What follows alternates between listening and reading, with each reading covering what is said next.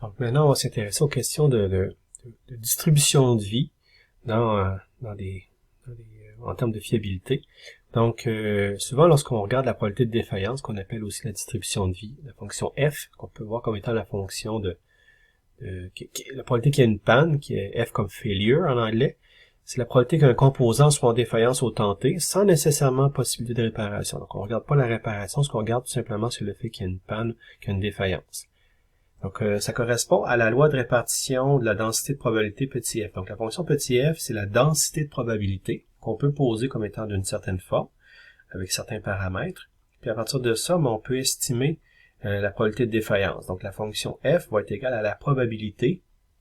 On a ici le p avec grand T plus petit que petit t.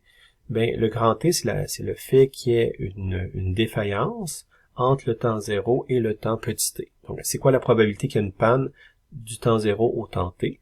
Puis ça correspond directement à l'intégrale de la fonction petit f du temps 0 jusqu'au temps t. Pour rappel, dans le fond, une densité de probabilité, c'est la fonction f ici, qui nous dit finalement... non, la densité de probabilité, c'est la fonction de densité petit f de t. Et donc, nous, ce qu'on regarde, c'est plus la loi de répartition. La fonction grand f, c'est l'aire sous la courbe, finalement, de la fonction petit f du temps 0 jusqu'au temps t qui nous intéresse. Donc, ici, dans le diagramme, c'est vraiment cette partie-là qui nous intéresse. Si on intègre cette aire-là, mais cette aire-là va nous donner une probabilité qui dit la probabilité qu'on défaillisse d'ici le temps petit t. Normalement, la fonction f, vu que c'est une densité de probabilité, elle intègre. Donc, on l'intègre de 0 à plus l'infini, ça va donner 1. Ça s'intègre à 1 directement. C'est par définition comme ça pour une fonction de densité. Donc, on peut regarder la fonction de fiabilité, qui est la fonction R. Donc, ça, c'est la probabilité qu'un composant soit toujours en fonction au temps t. Donc, R, c'est la probabilité que la panne survienne après t, petit t. C'est un peu donc l'inverse, c'est l'inverse de la probabilité de défaillance, à savoir que RT est dans le fond égal à 1 moins FT, parce que c'est la probabilité que l'événement survienne après le temps petit t, alors que F, c'est la probabilité que ça survienne entre 0 et le temps petit t.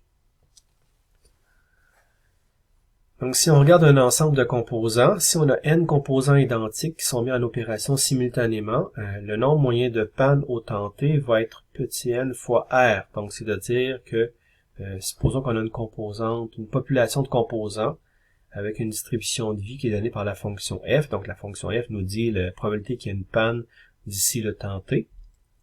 1 moins 1 sur 1 plus 0,001 t.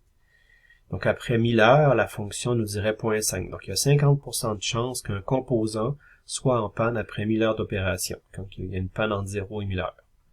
Après 4000 heures, la probabilité est de 80%, 0,8. Donc, il y a 80% de chance qu'un composant soit en panne d'ici 4000 heures d'opération. Maintenant, si on veut regarder ça de l'autre côté en termes de fonction de fiabilité, donc la fiabilité après 9000 heures, c'est quoi? Ça serait égal à 1 moins la probabilité de défaillance à 9000 heures. Donc, on va dire 1 moins f de 9000. F de 9000, ça vaut 1 dixième. Donc, il y a 10% de chance qu'un système soit en fonction après 9000 heures. Donc, c'est ça, ça donne 10% directement. Alors qu'il y a 90% de chance que le système soit en panne, ou la composante soit en panne après 9000 heures d'opération. Donc, on peut regarder maintenant avec plusieurs composants. Donc, si on dit que après 1000 heures, on aimerait savoir sur les 150 composants combien devraient en moyenne être encore en opération. On sait qu'après 1000 heures, c'est 50% de chance d'être en défaillance. Donc, il devrait y avoir 75 sur les 150 qui sont toujours en fonction. Maintenant, si on regarde ça en termes d'avoir plusieurs événements indépendants qui surviennent, donc si on dit que tous les événements sont indépendants les uns des autres, quelle est la probabilité que tous ces événements-là surviennent ou est survenu à un certain moment donné? Bon, ce qu'on va faire, c'est qu'on va faire le produit des probabilités. Donc, ça veut dire que si on veut que tout arrive, si on vérifie que tout soit arrivé comme condition, il faut faire les produits des probabilités pour arriver à une valeur qui dit la probabilité jointe que tout ça soit vrai. De même que la règle du complément, elle, c'est la probabilité qu'un événement ne survienne pas. Donc, si on a une probabilité que ça survienne, la probabilité que ça survienne pas, c'est 1 moins la probabilité que ça survienne. Donc, si on regarde en termes de défaillance, c'est quoi la probabilité qu'il y a une défaillance? Ben, c'est 1 moins la probabilité que le système soit en fonction. Donc, un exemple, c'est de dire, supposons qu'on a un système avec plusieurs composants.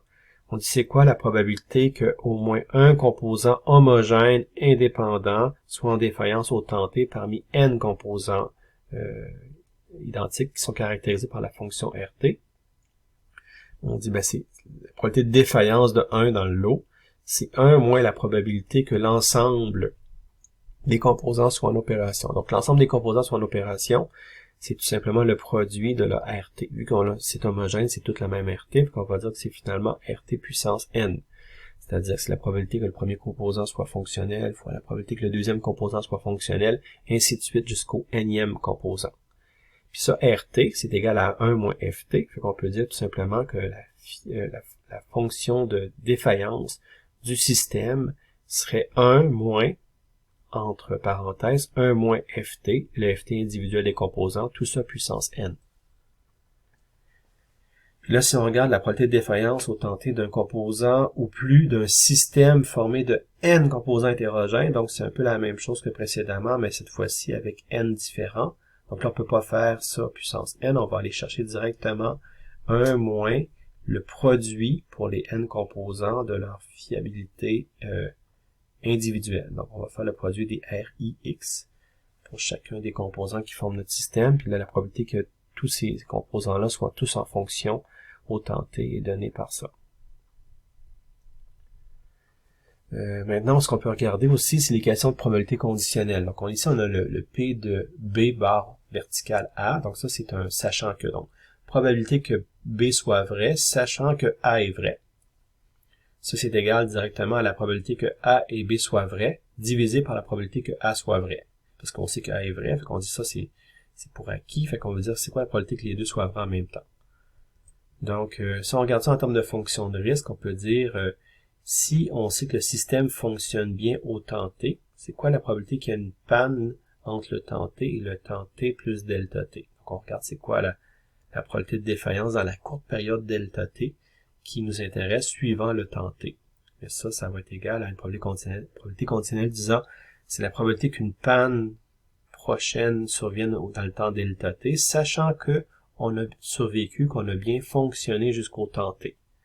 Donc là, ce qu'on va regarder, c'est un peu la fonction de panne du tenté plus delta t. Donc, c'est quoi la probabilité qu'il y a une panne au tenté plus delta t, moins la probabilité qu'il y a une panne au tenté, parce que dans le fond, on dit qu'on a bien fonctionné jusqu'au tenté, fait qu'on peut retirer ça. On regarde vraiment comme ça la probabilité de défaillance seulement dans l'intervalle delta t. Et tout ça, on va le diviser par la fiabilité au tenté, parce qu'on sait qu'au tenté, ça fonctionnait. On va diviser ça par RT. Puis là, si on veut convertir ça dans un taux, directement, on va diviser par le delta t. Donc ça va nous dire le taux de panne possible dans l'intervalle t jusqu'à t plus delta t.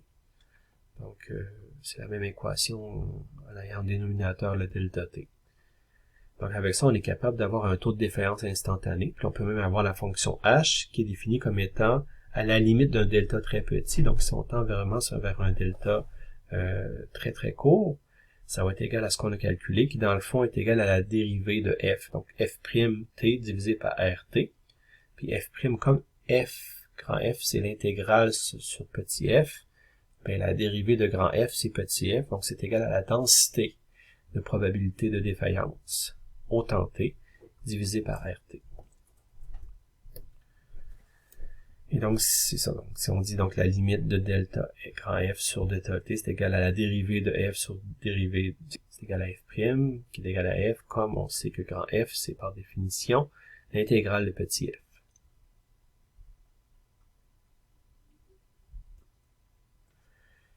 Maintenant, on peut regarder aussi les fonctions de risque cumulatives. Donc, c'est la loi de répartition de la fonction de risque. C'est-à-dire que grand H, finalement, c'est l'intégrale du petit h qu'on vient de voir entre 0 et t. Puis ça, ben, c'est égal à moins le logarithme naturel de RT. Si on fait la relation avec la probabilité de défaillance, c'est qu'on va dire que tout simplement que grand F est égal à 1 moins exponentielle de moins grand H. Et donc ça, c'est égal à 1 moins exponentielle moins l'intégrale de petit h de 0 jusqu'à t.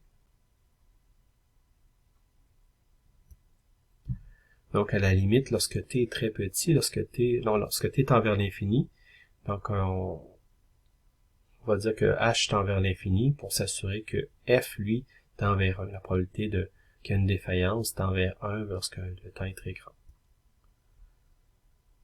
Donc, si on a une fonction parmi r, f, petit h ou h, on peut calculer les autres. Donc, c'est vraiment toutes des fonctions qui sont interreliées, puis on est capable de les connecter en elles, puis faire différents calculs en les mettant en relation entre elles.